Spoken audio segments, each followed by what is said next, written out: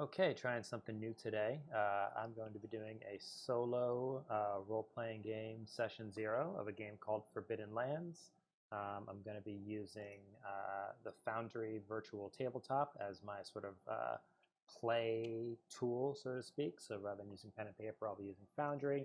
But yeah, I'm just going to dive right in and I'll kind of show things off as they go. So let's start off the session. See how this goes.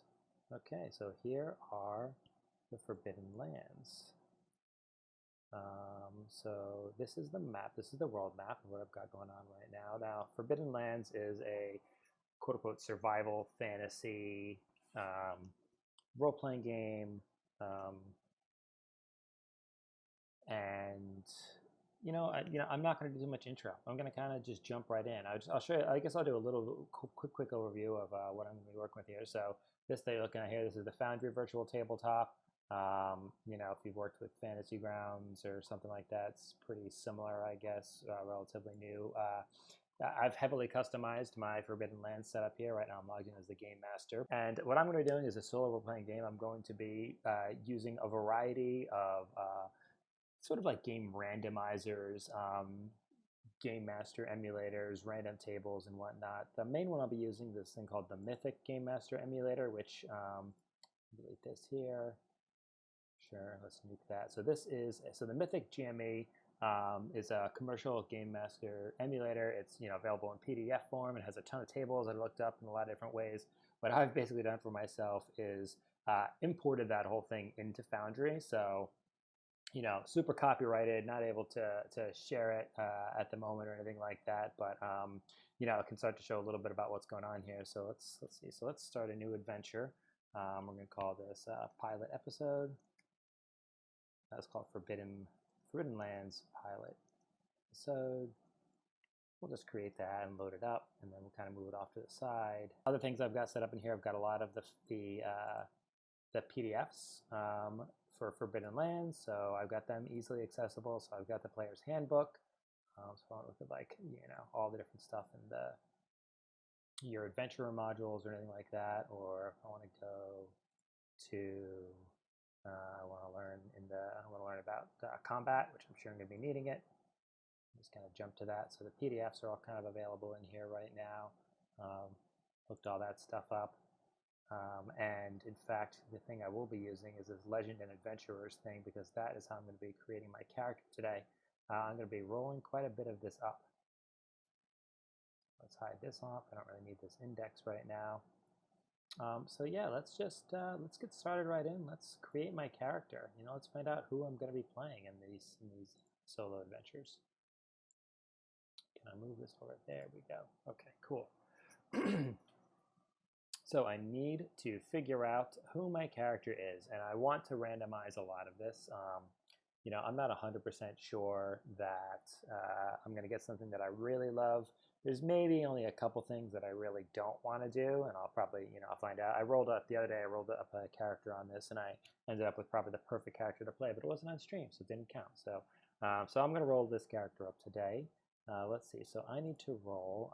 The first thing I need to roll is what's called a D66, which is basically just 2d6, and that'll tell me what kin my character is. R2d6,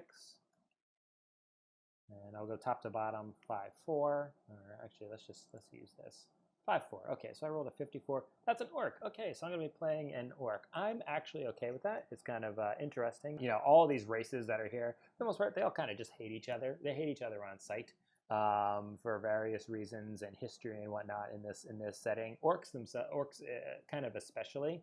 Almost every race doesn't trust them. But they're intelligent. They are, they're hardy folk. And it'll be pretty interesting, sort of role playing an orc character that is deciding to go seek his fortunes outside of his clan, and will have to contend with lots of these other kind of classical fantasy races hating on him, but will be able to work with other orc villages and settlements and that sort of thing. So I'm going to play an orc. So that's that. So let's start to create a character here. Let's delete him because that was just my test character. We're going to create a character. We need a name for this character. I'm going to need a name really fast. Let's randomize that. So I'm going to go back to my index here. I'm going to bring that over. I'm going to scroll down. Let's see, I've got a lot of generator tools kind of linked. There's the fantasy name generator, which is a classic. So we'll go on here and let's look at some fantasy names. And somewhere in here, there's got to be orc names, half orc names if I need to. But who wants half orc names? I'm not a half orc, I'm an orc. There's orc names. Let's come up with some orc names. Wow, these, let's see, do I like any of these? I don't want to be too picky. Zarad, Shock, Willem. I'm gonna get some male names. Rugub, Snog. Snog the orc. Snog the orc. I kind of like Snog. Alright, I'm gonna do one more roll, and if nothing's better than Snog, I'm going with Snog. Bogal, Feldgug. Snog. Snog, I think Snog is still the winner. I am Snog Snaglak. Alright, I'm Snog Snaglak the orc. That's just done. Where'd my create window go? Here we go, Snog Snaglak. The orc. That's just kind of awesome. I am appreciating that. Let's see. I'm gonna need an image for Snog. I will grab systems. D&D has so many cool free tokens that I'm gonna get a better token than the default like D&D orc. But for right now, I'm gonna be Snog Snaglak with the default D&D orc, which is cool. All right, I'm kind of happy with that. I'm happy to be playing an orc. All right, so let's go back to the Legends and Adventurers module. So I've rolled an orc. All right, so the next step. So let's see. So I've rolled or chosen on the table for my kin. I have rolled, and I think I rolled well. I need to write down the kin talent for my kin, page 33 in the player's handbook. Okay, so I need to write down the orc talent, whatever that happens to be. So then if I need to go to the player's handbook, my adventurer kin.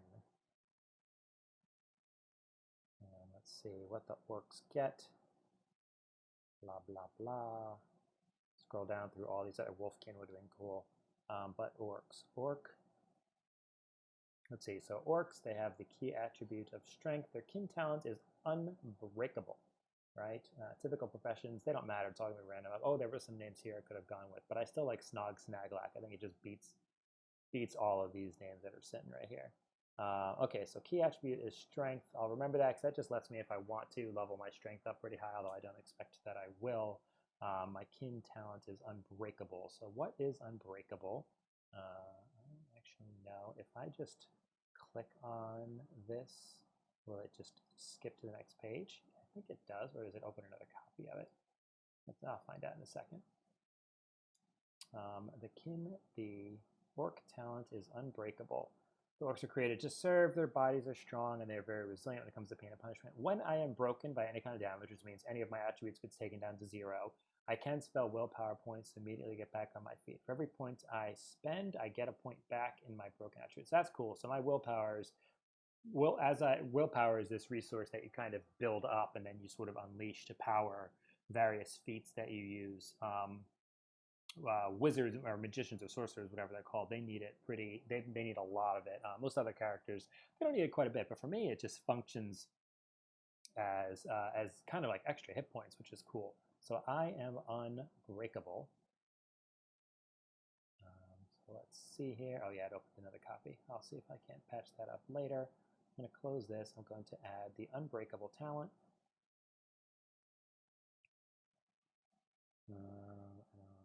Unbreakable, and when an attribute is broken, can spend WP 1 to restore that broken attribute. Does not affect critical injuries.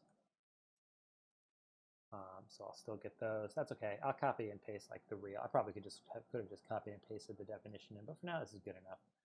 So I've got the unbreakable talent that I get from my kin. Okay, cool. So that was step 1. Rolled, took my kin talent. Now, let's see, what's next? The next thing is I need to roll or choose on the table for my home region. That's on page 4. So let's see, I am an orc, which means I need to figure out where I'm from. And that's going to be probably pretty close to where I start on the map. And in fact, I may just drop my token there. So let's see, D6. I need to roll a D6 for my homeland. I roll a 2. Deep in the groove. The Grooveland Woods.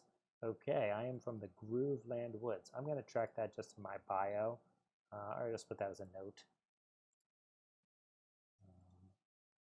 Homeland, deep in the Grooveland Woods. So domain here. I'm going to hide this. Now, where are the Grooveland Woods? Here they are. These are the Grove. I'm gonna go out on a limb and assume they meant the Groveland Woods.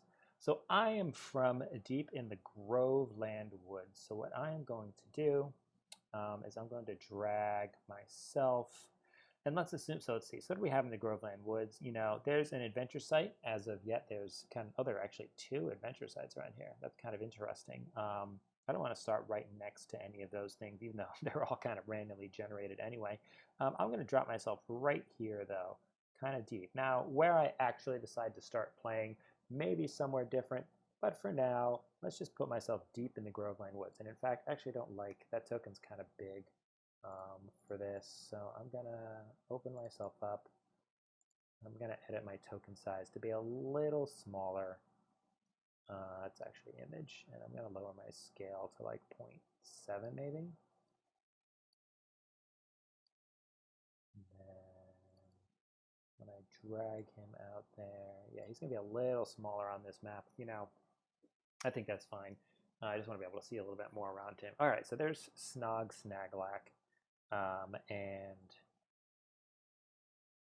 this is pretty much where he grew up. Which for now I'm just rolling his background. So let's think about, you know, let's soak it in. In fact, I'm going to zoom in a little bit because one thing about this world, you know, this is a big land, and if you were playing this game with other folk with regular PCs, you know, you would put a big map like this in front of them and let them decide where they want to go and what they want to explore, and then you figure out what happens to them along the way, or you figure that out together with them. I am playing this solo, and I want a little bit more of a claustrophobic game. I mean, part of this setting is basically like there's been a sort of mystical, not quite a plague, but more just like this kind of mystical force that's spread across the land that's kept people sort of afraid and close to home for centuries, right? So like there are these villages dotted all over the land, but no great big kingdoms, no great big trade routes. Not a lot of travel. Very few people have been able to move anywhere at all, and the people that have are kind of bad anyway. So for the most part, most people have been kind of stuck close to home for centuries. And now recently, this sort of like plague, so to speak, has been lifted. Or this fog is kind of this called this blood mist. It's basically a demonic fog, right? All right, so this demonic fog has recently been lifted, and now you know, there are people who are starting to venture out, and they're venturing out to places that have not been explored or seen, you know, in hundreds of years. So this whole map, you see all these dotted things on the map, but there's no names on any of these things. So really, it's during your play, you're supposed to sort of figure out with your group what's going on at all these sites. Now, anyway, I'm going to be playing Snog Snaglak, and he has grown up close to home. He's not somebody who's ventured quite a bit. So when I'm playing, I don't really want to see this big map, right? Like, he doesn't know anything about this land. So I'm going to zoom in, and when I'm thinking about his background and his backstory, like, you know, he doesn't know much more maybe than stuff he could have reached in a day and gotten back in a day. So, you know, maybe if this is where he's kind of from, if this has been his base, like maybe this has been his whole world his entire life. So maybe he knows kind of something about going on in here, but you always wanted to be home before nightfall. And so each one of these hexes is about 6 miles, about 10 kilometers. So, you know, he wouldn't have been the sort of person to go and explore whatever that thing is, and then hang out there for a while and then try to come back at night. And he might not even been safe staying in there. Who knows? It's been a kind of crazy time. So this is his world. I'm going to sort of like, as I'm thinking about his backstory, if it didn't happen in like this sort of area of the world that's zoomed up, that I'm zoomed in on, then it didn't happen. All right, so let's get back. So I picked my homeland, deep in the Grooveland woods. All right, going back to the top. So I've gotten my home region. Now I need to know what's on the table for my childhood for my kin, pages 5 to 14. So here I'm going to get my basic starting attributes. So I need to find out what was my childhood like as an orc. Let's scroll down to the orc page. It's just the 1d6. So let's pop this boy out again. I'm going to roll another 1d6. Find out what Snaglock's childhood was like. His childhood was a 1. He was a minstrel. All right, so let's think about this. It was in the stories of the suffering of my people that I found my true self. In my youth, I learned the songs of the betrayal of the elves and the blood spilt in the wars. You will never forget. So I feel like I'm kind of a brainy orc. You know, I'm not like some you know, mindless fighter. Like even in my youth, like I've been moved by you know, the stories that my tribe or my clan tells about, you know, how things used to be, and you know, and like I probably really I took it serious. Like I like passing these tales on is probably really important because, you know, we don't have any big orcish libraries, certainly not in the middle of these woods in this little area, right? Like we needed to like keep these stories passed on from kind of tribe member to tribe member, because we never wanted to forget the wrongs that were done to us by especially the elves, but like, you know, the humans who were like our enemies this entire time. You know, so okay, so what do we got here? We've got these stats I'm going to start with, which are definitely not the stats that I was imagining I was going to start with. I thought I was going to be this big fighter. And we're going to see what goes on here. You know, this guy's just going to, he's going to be who he is. And, you know, maybe he's not cut out for solo adventuring in the Forbidden Lands. I mean, I guess I'm going to find that out. But he is going to start with a strength of only 3 in his youth.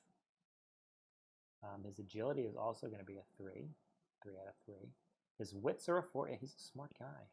And his empathy is a 5. That's just nutty. So if you look here, so those are my base stats. And then these are the skills that kind of like come off that: manipulation, performance, healing, animal handling. That's a cool one for empathy. So I'm good at those things. So if I'm playing this, you know, we got to see what else happens with this character. But I feel like if I'm playing this character, oh no, let me get my skills too. Let me get my skills. That's important. So lore is 1. I have to look up what some of these things do. Incite is 1. Manipulation is 1.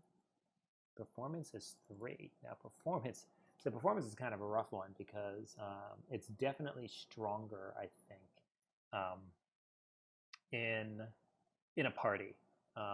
There are things that you can do to teammates, like in terms of like almost like emotional healing, right? Like if the healing skill is physical healing, performance is like an emotional healing skill.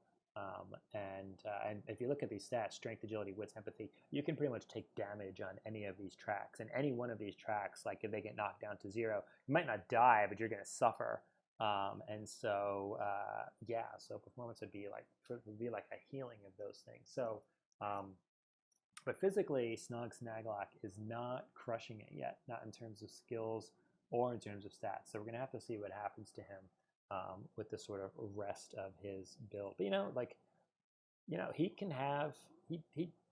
doesn't have to be a soldier of fortune. It's totally fine if he's not. Okay, so let's minimize Snog here. Scroll back up to the top. So I've gotten my childhood table. I've written down my skills and I've written down my attributes. I need to roll or choose on the table for the profession. So let's roll down to page 15. Let's go to page 15 here for the profession table. And my man here is going to roll 2d6. And I'm going to look at how they show up here. So it's either 46 or 64. Say 46. I'm a peddler. I'm a merchant. I am a performing merchant. All right, Snog. You know, it takes all kinds of. So I'm an orc. I'm a peddler, which is an interesting profession. Then I believe the next thing I'm going to do is roll for my profession talent. I mean, at this point, this guy is just shocking me, so I'm going to go with it. So he rolls a 1d6 to find out which of my profession's talents am I starting with. He rolls a 4. And for a peddler, that is the path of many things. So I have path of many things, rank 1.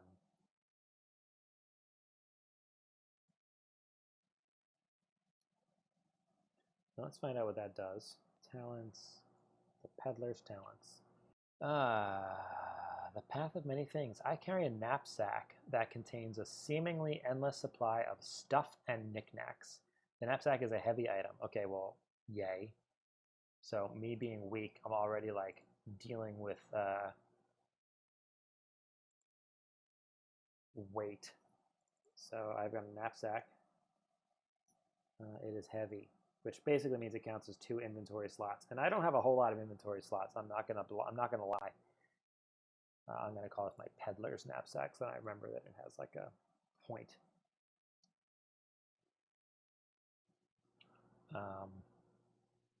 Because right now I basically can carry 6 inventory slots worth of stuff, and I'm using 2 for my talent here. But when I spend willpower points, I can find almost any item from the list of trade goods. It cannot be heavy, and it cannot cost more than 1 piece of silver per willpower spent. Now, if I copy this, will this paste into my Path of Many Things talent? Oh, I think I already have that open somewhere. I do. Okay, so I am a performing peddler with a pack of many things. I now need to roll once on the table for formative events for my profession, pages 16 through 23, and then write down whatever I get as a result. So let's go to page 16, which is not going to be, all right, so this is the druid page, hunter, the fighter, sork, the peddler. All right, let's just roll. Let's not read, let's roll. R1d6. I roll a 4, a side mission. So when I was, early on as a peddler, as a performing peddler, I teamed up with a group of adventurers, and I went on an adventure in the Forbidden Lands. Wow, this is, I faced many dangers, avoiding the blood mist that took many of my friends. Wow, and I learned much about myself along the way. I received chainmail armor and a short sword. I received melee 1, lore 1, and the fearless talent. Melee 1, which, great. My lore goes up to 2. I've learned quite a bit. And I now have the fearless talent, which I will look up.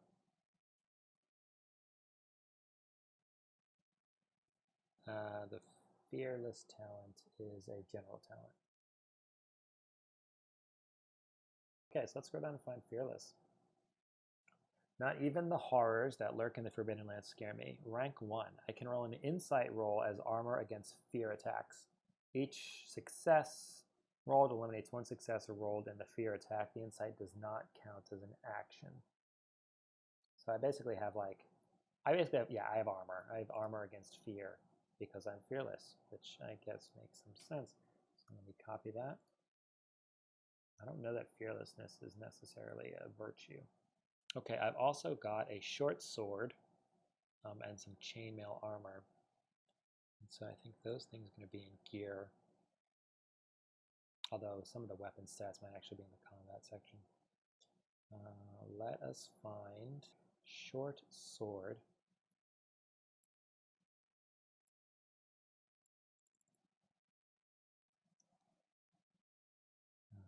Oh yeah, the combat stats are not here. So the weight is normal. I'm quite certain that the category is melee and the grip is one-handed. The cost, I'll just put it here, it's 6 silver. I've also got chainmail armor. Oh my god, it's heavy. Maybe I can sell this stuff.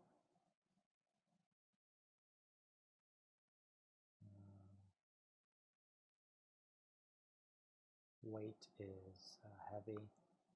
Cost was 24 silver. Let's go to the weapons section of the combat table. Short sword is, it's a +1 bonus die when you attack, and it does only, no, 2 bonus dies to attack, but only 1 damage. And the range is arm's length, which makes sense. Does it have any features? It's edged, pointed, and it's a parrying weapon. Chainmail's armor rating is 6. Body part is body. Makes sense. Rating is 6 out of 6. Armor rating 3 against arrows and stabs. 3 versus arrows and stabs. So I have written down the skills, I've written down the talent, I've written down any gear that I acquire. I am now young. I can choose whether I want to start the game young, or if I want to roll once more for formative events and become an adult. So I think that I'm not quite baked. I think that I need to try becoming an adult. So I'm going to roll on the formative events table again. I feel like as a solo adventurer, going out as an adult, going out as a youth is probably not advised, especially not a young merchant. And I need to roll 1d6 again. If I do, I'm not going to do another side mission. That doesn't really make sense. 1d6. I roll a 2, a local business. All right, that makes kind of sense. I saw a financial opportunity and I made the most of it. Maybe I imported fruit to Homeland's castle. Maybe I sold fabrics from Alderland. I didn't do any of those things. I'm an orc. Maybe I traded for crocodile meat with the Saurians. Business went swimmingly for a while. Receive a cart, and a staff. I have a cart, dude. I don't know what I'm going to do with a cart. All right.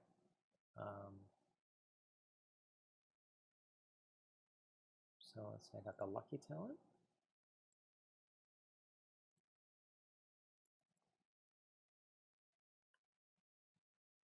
Insight and manipulation 1. So go to main 2. So I am I'm such a face right now, right? Like I've got lore, I've got decent insight into things. I'm killer at manipulation and performance. I don't need to read these skills exactly to see what I might be missing about them. But when it comes to doing anything physical, I am not. I'm going to have to sort out what adventuring in the Forbidden Lands means to a guy like me. I'm an adult now. I've done a little bit of adventuring in my youth. The stuff that I discovered, maybe when I was adventuring, I found a source of some kind of rare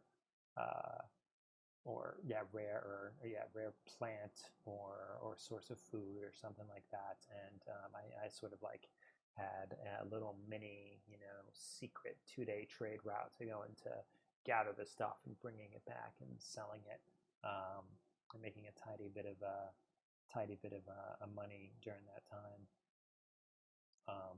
But something has kind of made me decide I need to start to seek my fortunes elsewhere. I mean, maybe I'm just a guy that wants to, now that the Forbidden Lands are open, what I want to do is not so much raid dungeons. I want to build a little trading empire. I want to find good trade routes to these other villages. Participate in intrigues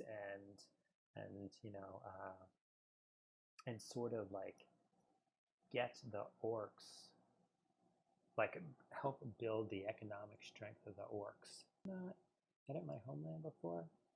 Okay, so my homeland did, I thought. As a youth, I did some adventuring. As an adult, started a business. Let's see, I did did some adventuring, discovered a source of especially tasty, I think it's called breadfruit here, deep in the forest. I don't know if that's where it grows, but I'm going to go with this. Let's start into business. Secretly gathered and sold my high quality breadfruit. And I start to see did well. Flesh this out a little bit more.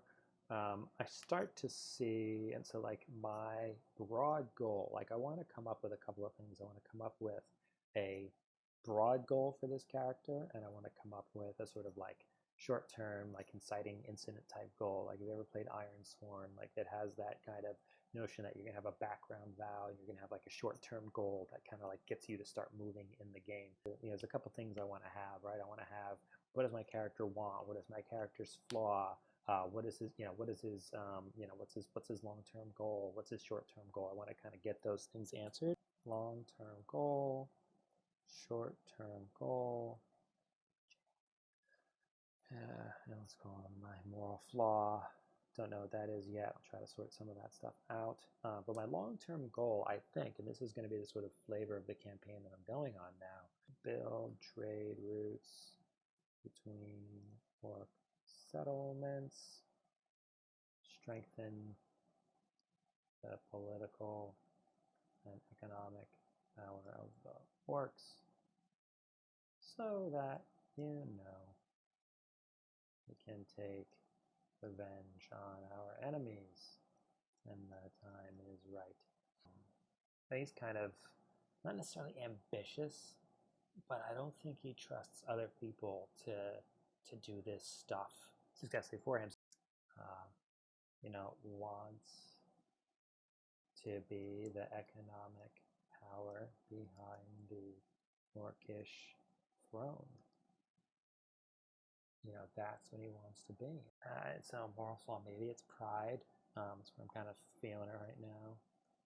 Pride, which may get cut short really fast in this game. The moral flaw might be pride. He doesn't trust other people he doesn't trust other orcs to do this job, to sort of like to build up this, like he's just, I feel like he's just one of these, economic imperialist type of guys. And yeah, I mean, maybe he is just ambitious. So I got local business. I got a cart. I got a staff, which I'm totally not going to need.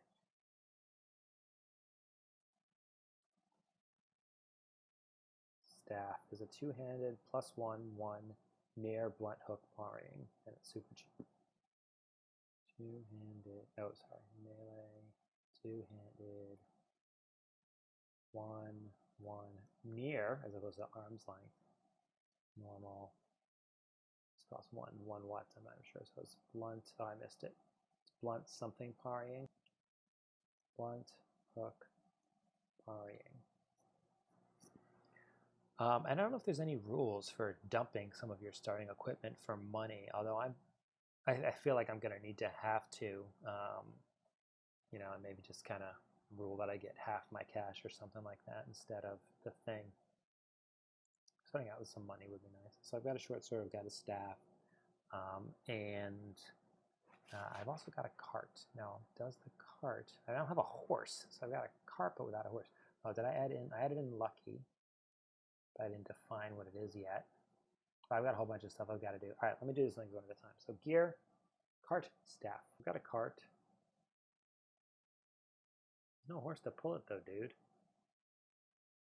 Pulled by one animal. I don't have an animal. I can carry 2 people and 50 items. So I've got to like leave my cart somewhere because I don't have an animal for it. So great. At least I don't need to carry it. I don't know. We'll have to say that I left out somebody. Cart. Doesn't have weight. I just can't bring it. 15 silver. Okay, talent was lucky, which I wrote down, but I did not actually come up with what it does. No matter how bad the odds are, I always get away unscathed. I don't think that's true. When I suffer a critical injury, I can re-roll once. The lowest counts. Actually sounds useful. I have a rank 1 luck. I'm unbreakable. Wow, man. I gotta say, I'm pretty tough, right? Like, I'm unbreakable. I'm fearless. I'm lucky. I got a bag with everything. And then the skills that I got in the local business are Insight 1 and Manipulation 1. Look at this, man. I am up to Manipulation 3. My Insight goes to 3. I am, wow, man, between Insight, Manipulation, and Performance, I feel like I am set to be like the Worm Tongue character. So now I go to step 8 because I just finished the reroll for growing up. I'm now adult. I must lower an attribute of my choosing by 1 point. Then I can decide if I want to start the game as an adult, or which I think I do, or if I want to roll once more. I don't want to become old. I think becoming old is a mistake. I don't want to give up too many attribute points. So I need to give up 1 attribute point. And I think it's got to be empathy. I mean, I am really stocked up here. I can become a little bit less empathetic as I grow older, and and as I run a business. I think that makes sense. So I got 2 skill points and a talent, and I gave up 1 attribute point. That seems fine. So now I'm going to step 10, because I'm going to start the game as an adult. I may redistribute 1 attribute point of my choice up to a maximum of 6 in the key attribute of my kin or my profession. Now my profession's key attribute, my kin's key attribute is strength. My profession's is empathy. So I can redistribute a point. I don't know that I really want to. I have kind of basic stats. Now that I've lowered my empathy from 5 to 4, I mean, like, what can I do here, right? I could potentially lower wits a little bit. Not really sure I want to do that. If I want to be a little bit hardier, then I might want to bump my strength up. I don't really want to lower agility off the 3.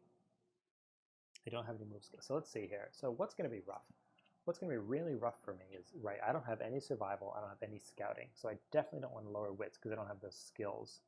So travel is going to be rough for me. But, Snog is going to do what he can to tough it out, especially with the fact that he's a fairly actually tough character. Empathy with manipulation and performance are kind of my thing. And so I am going to have to figure out how to play this game without being a warrior or having a warrior travel with me. At least not sort of built in. I don't want to manage multiple characters or sort of start with a free companion or something silly like that. I'm going to leave the stats as they are. I'm not going to redistribute any ads. Okay, so that's step 10. Step 11, roll once on the table. How did I meet to determine how I met the other adventurers in the group. I'm not going to have any other adventurers with me. So I do want to have some kind of NPC character that I am some kind of a bond with. It could have been something that I just adventured with. I mean, I already have that kind of background. I'm going to need to roll some kind of an NPC. I don't need to roll this, though. I'm going to going back to my bio. Did I save that? No, I didn't save that. Okay, what's going on here? Homeland. Blue. And forest. Youth. Adventurer. Fearless. I have to write this stuff out again. Adult. Businessman. Sold. Secret. Forest. Breadfruit. Bought a cart. Made a friend. Just sort of who this friend is. This friend will not be like a full-on traveler with me, but it's going to be somebody that I can have some kind of connection to. Oh, is that the save button? It is. Haha, silly me. I should have been hitting that. Short-term goal. I'll probably like spin up a legend or something to figure out my short-term goal. Friendly NPC. Character flaw. Pride. Let's just go with hubris. Hubris is a great classic flaw. And my friend is somebody that I adventured with as like the one other person that survived. Maybe was even like a big business partner. Not too smart. You know, good, trustworthy orc that actually did a lot of my back and forth runs, either with me or on his own or her own, to pick up the breadfruit that I was selling.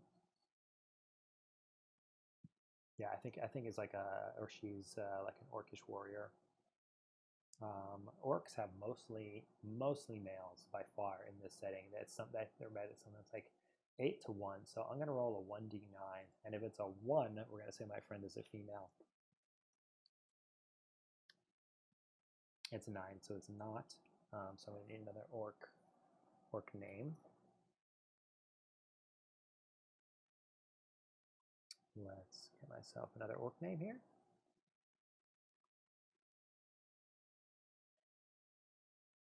Oh, you're hung, aren't you? We'll try it again real quick. Is there another Chaotic Shiny have a name generator? Oh, none of my external tools are loading right now. So you know what I'm gonna do? I'm gonna refresh. We'll see if that does it. Oh, you know what I might have? Is I might have internet problems. There we go.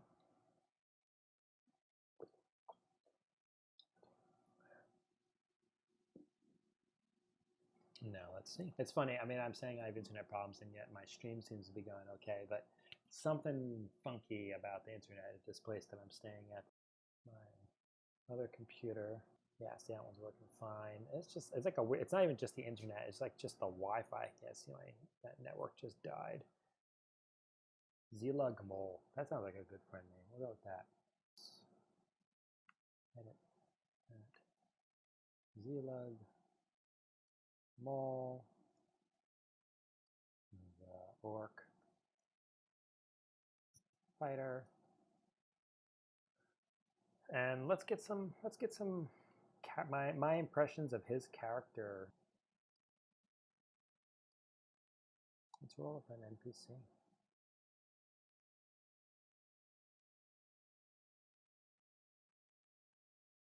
Okay, so we're gonna do just connected to existing character.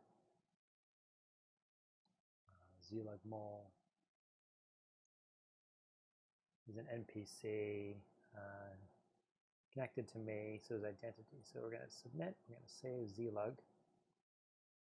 Actually, to get myself in here as well. Snog Snaglock. And he's a PC, so his other sort of attributes don't really matter. And in fact, I'm a little bit annoyed to not have Snog Snaglock on top. So you know what I'm going to do? I didn't really study whatever Zilug did. I'm going to delete him here. And we'll add a new one. So, Snog Snaglock, no, Zilug Mole. He's going to be connected to me. So what do we got here? Healer, scientist, slow, cautiously extravagant, procrastinate, suffering. Okay, so he's also smart. He's kind of slow, so we'll go with that's funny. So why do I keep him around? You know, the fact that he's a healer is kind of useful. So it's nice to be friends with an orcish healer, an orcish healer scientist. So you know, some kind of a lore master, maybe not a druid per se, maybe just somebody that kind of knows what they're doing and has figured out like how to do some healing. Oh, maybe it wasn't breadfruit we found. Maybe it was some kind of like, you know, herb that he would use to kind of, you know, make some really potent healing poultices. But he was like really slow and deliberate about it. You know, a guy would, you know, take forever to put these things together. Yeah, close you. So he's not the orc fighter. He's the orc science alchemist. A science healer is an alchemist. He's the orc alchemist who fashioned healing poultices out of the resources I had gathered from deep in the forest. Man was my business partner. Yeah, so he basically, yeah, I mean, he's a healer. He's a healer. Is he a real healer? Maybe he's just a spiritual healer. Maybe he's just a drug dealer. maybe scientist healer doesn't mean a guy that makes healing potions. Maybe he just makes stuff that makes you feel good. I think that's actually not that far gone of a notion. Zelag is my you know, he's my lab tech. Okay, cool. So I'm just gonna put healing in quotes here. So let's get back to Legends and Adventurers. Just about finished here. So optional, roll a d3 for my pride, my dark secrets, and relationships with other adventurers. So I've kind of already done my relationship, my pride, my dark secret, and then I start the game with silver and resource dice according to my profession. So let's do that part first. I'll come back to the pride and dark secret. I need to go to my profession basically. So that's peddler. Gear, I get d12 silver. I have 8 silver. My consumables, I have food and water. So I have 8 and 8. I don't have arrows. I don't care about it.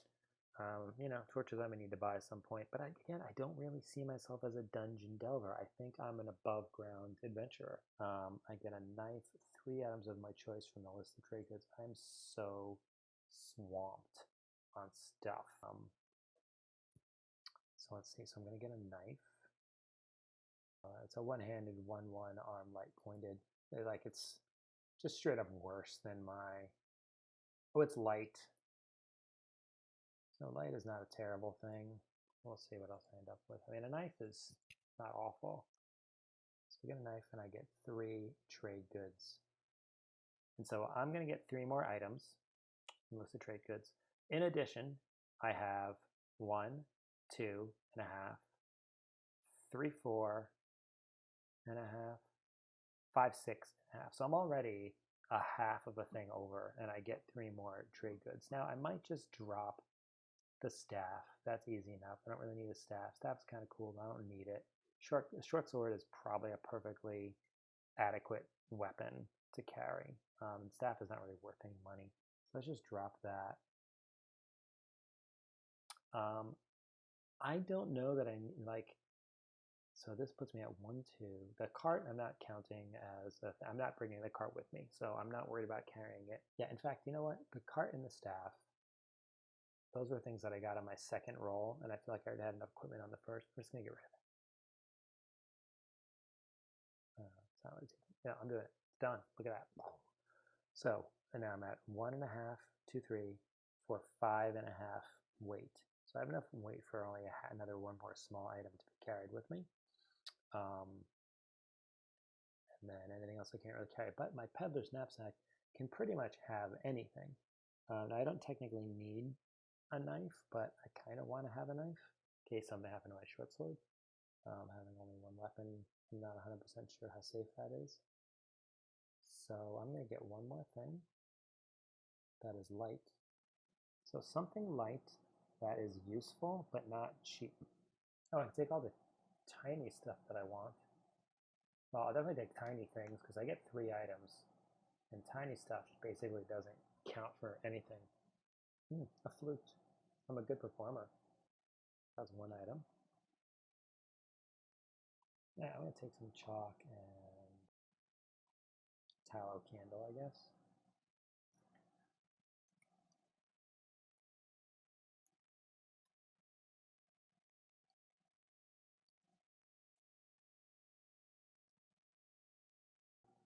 Finishing all this stuff up, trying to wrap up. Wow, it's taking a sweet amount of time just to get my dude built here. So now I need to sort out my pride, my dark secret. There's only 3 choices, right? I'm gonna roll them, but I'm not gonna hold myself to these.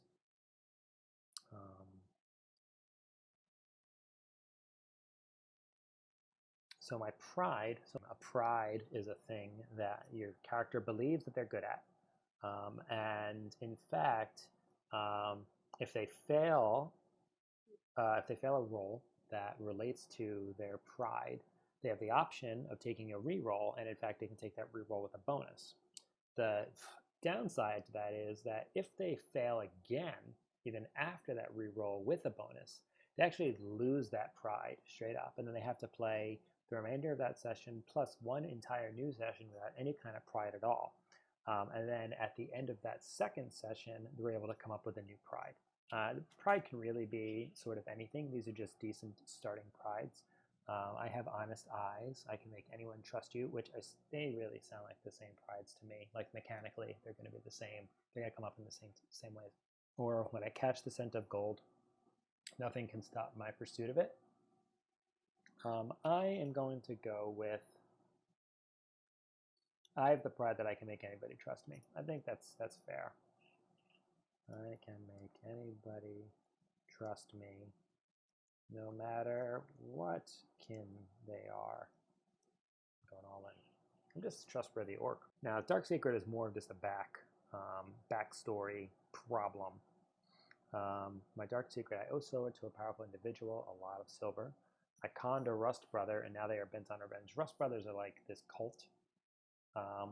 Obviously, having a cult be mad at you is not great. The individual Rust brothers themselves are kind of not that frightening, but I guess they travel or work in packs in the first place, and I assume, I guess, if they're a problem, they're probably more of a higher up that can command some influence in the cult. Plus, also, I can't really fight very well, so even if it was just a basic Rust brother, it could be a problem for me. Or my Dark Secret, I don't trust anyone, and I think that they want to take my silver.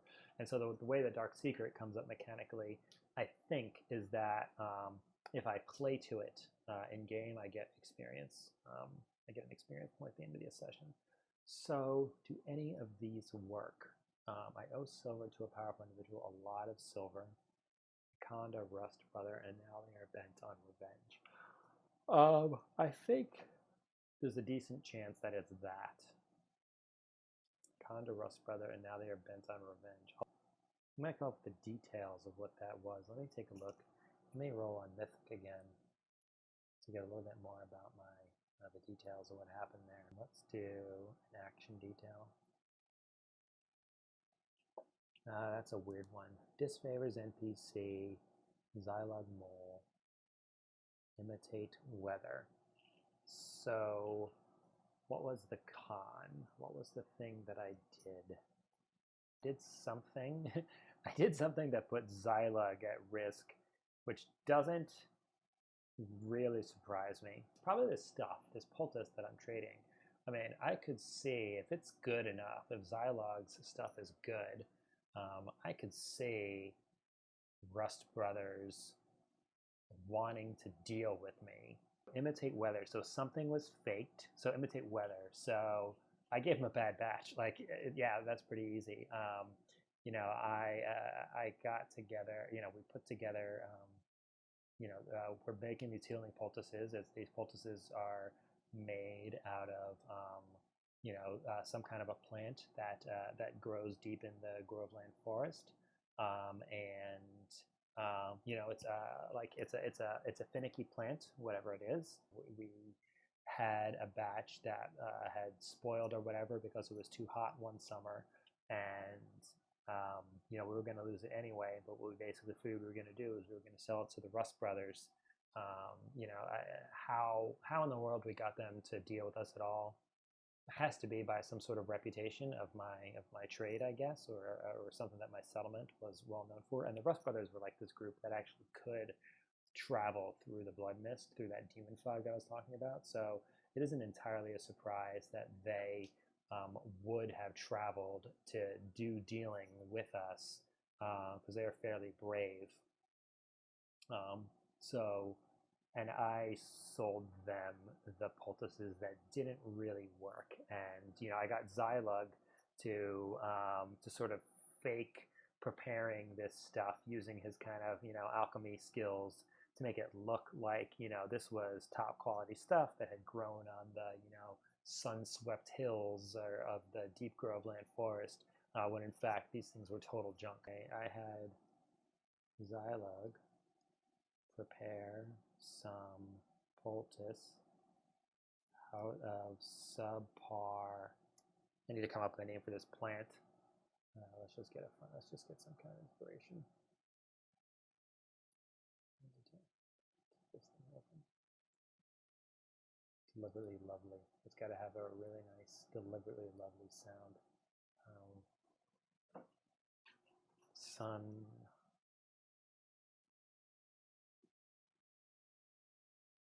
Sunleaf, but make it look like it was top drawer stuff. And I sold it to the Rust brothers. When it failed to work well on them, they decided to come for me and say, look. Okay. It's not really much of a secret. I mean, it is a secret, I guess. It's not a secret from my party because I don't really have a party, but that's okay. And so now Snog needs to have something to do. So now, say we're getting kind of late. This is definitely taking longer than I expected. I want to do a little bit of something, but let's generate a legend. So I'm going to go back to Legends and Adventurers. Close up backstories. We're going to generate a legend. This is a legend that I've heard of. And, I don't have to follow up on every legend. Not every legend is going to be true. But I want to have some kind of a legend.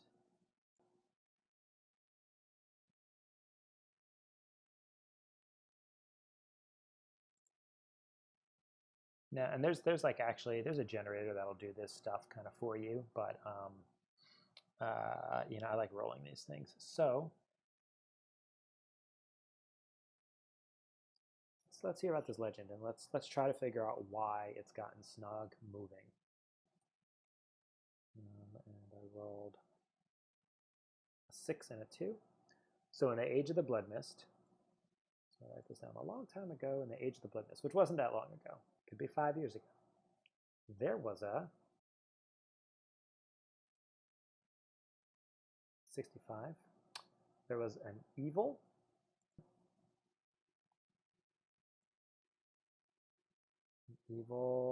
lord, okay, who sought what? What did he seek? What did the Lord seek?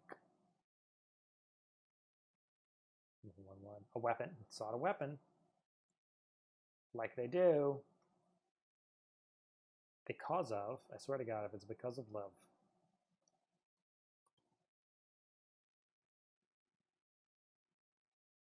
$31. Because of a prophecy. Okay. That sounds fair. That's what they do. He's not the first evil lord to think of that idea. And he traveled to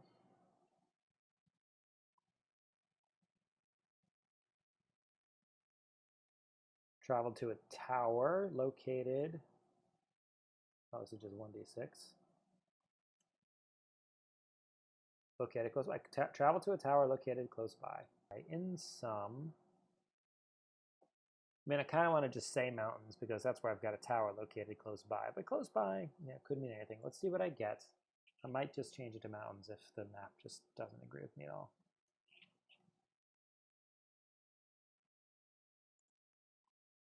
In some 32. In some plains. Tower located close by in some plains. I mean, that could be fine. It could be over there.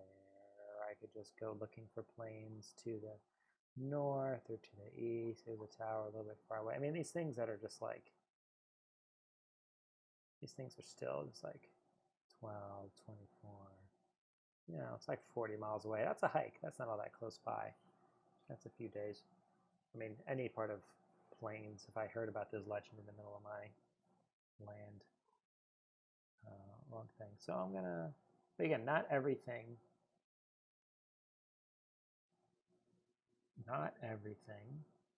is, not everything is true, and not everything else has to be convenient. So maybe it's not that tower located right here.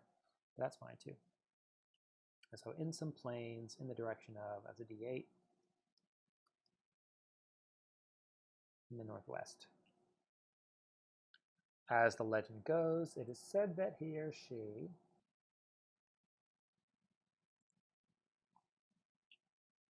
died in battle. That's like they do.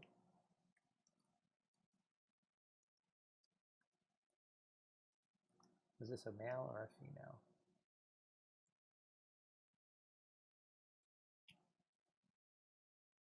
Male is 1. Okay, so that he died in battle. And that at the location there is or are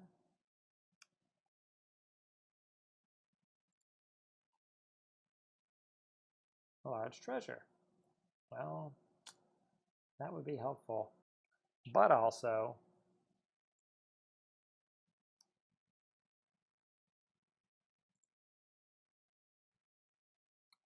aggressive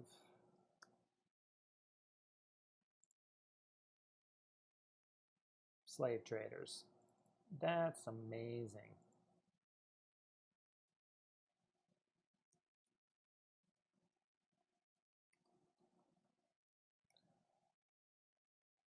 Okay. So that was, is a legend. I heard it. It doesn't have to be true. There's probably some element of truth to this. A long time ago in the age of the Blood Mist. Okay, so not that long ago, quite honestly, but could be a couple hundred years. Huh? Could be almost 3. There was an evil lord who sought a weapon because of a prophecy and traveled to a tower. You either got the weapon. He was either going after the weapon to stop the prophecy or going after the weapon to fulfill the prophecy. Not all prophecies are good. There's an evil lord who's thinking a weapon because of a prophecy. Traveled to a tower to some northwest plains. Okay, so this is a long time ago. Tower doesn't have to still be standing. Tower could have been sunk into whatever. As legend goes, it said that he died in battle. So the prophecy was either a bunch of bullshit or that was the prophecy, either way, or he died seeking after the weapon. At that location, there's a large treasure, but there's also aggressive slave trade. Now, that doesn't make sense in terms of the legend itself. So, it's going to be a legend with slave traders. But certainly they could be at the location. So the big question is, why would I know? Why would I know? Why would there be a tale being told about a tower with a large treasure that the slave traders are nearby or frequent or they are housed in, but they just haven't already claimed for themselves? Like, how do I know about this legend, but they don't? Which, definitely starts to call into question how valid this legend is. They could have looked for it. They could, in fact, have people looking for it now, and they could be, maybe there's like some kind of big like mining excavation or something like that. Okay, so maybe it's like Indiana Jones and the Raiders, or I don't know. There is a they're digging for something. They're digging for this large treasure. Some other lord is, or some descendant or whatever of this lord, is seeking to fulfill this prophecy, and they have you know, they've brought slaves in to try to find this thing or dig this thing up. And you know, this could be a thing that's been actually going on for years. So maybe I've heard a rumor. Maybe I've heard a rumor in my town. I've heard a rumor in my town about this thing going on to the northwest. This kind of like dig that's going on, looking for this, you know, ancient treasure of this evil lord. And for some reason, I think there's some kind of an opportunity there. Translated, I've heard tale of a not expedition. I don't want to call it a dig. I guess it's a dig. It's a dig. Dig. Not so far from here, to the northwest.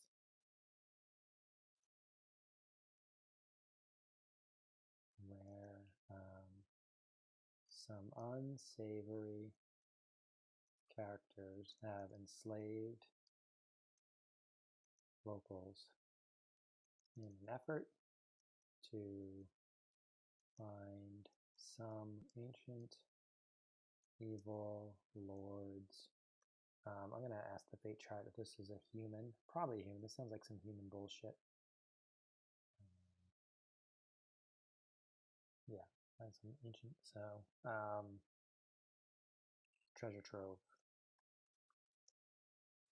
is tower, apparently.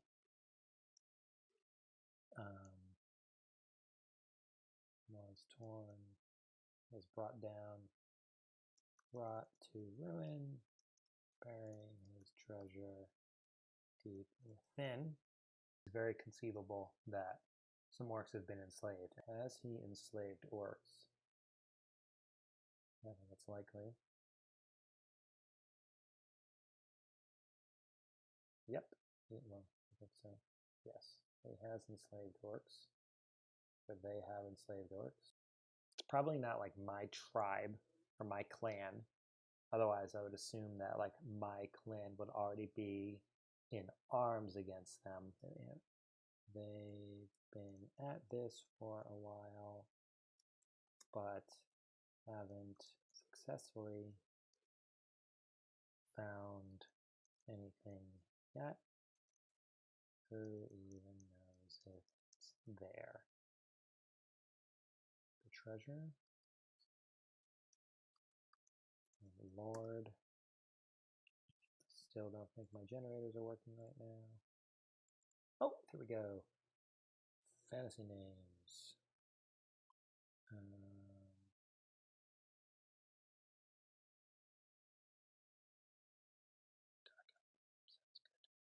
good. Did I click on mail?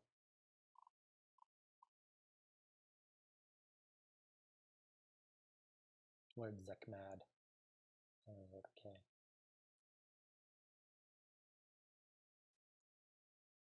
Treasure of Lord Zekmad. I'll come up with some more. I'll do some, you know, I'm a lore guy. I'm going to do some more research on this thing. So this is a thing that I've recently heard. Let's save this entry.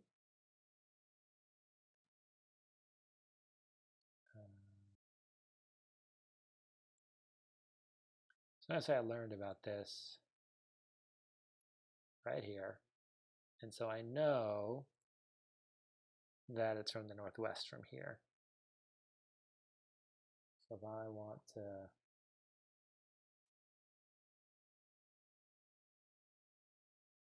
set the travel, I know I'm going northwest, I know I'm going plains, then I need to start looking for where this dig site is.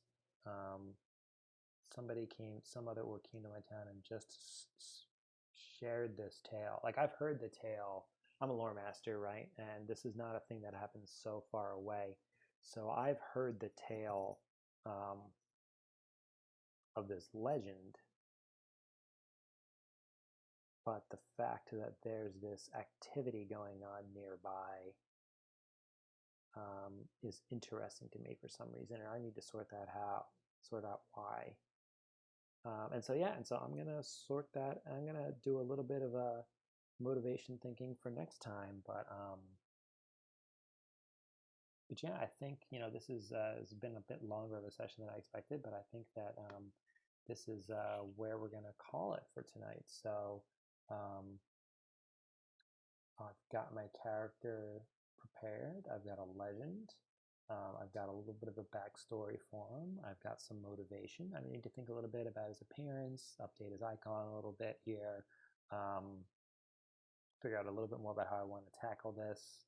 But yeah, I think this has been a great start. I've had a lot of fun, and I'll be back for session 2 pretty soon. All right.